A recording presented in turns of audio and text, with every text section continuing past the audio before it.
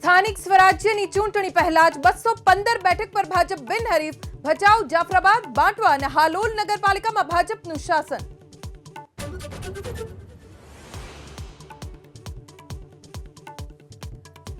લોકસભામાં પીએમ મોદીનો રાહુલ ગાંધી પર કટાક્ષ, કહ્યું જેઓ ઝૂંપડપટ્ટીમાં કરાવે છે ફોટોશૂટ તેમને ગરીબી પર વાત કરવી લાગે છે બોરિંગ.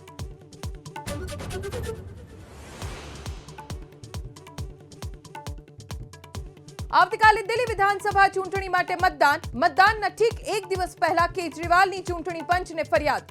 દિલ્હી પોલીસનો ઉપયોગ કરી ગુંડાગીરી કરાતી હોવાનો આરોપ.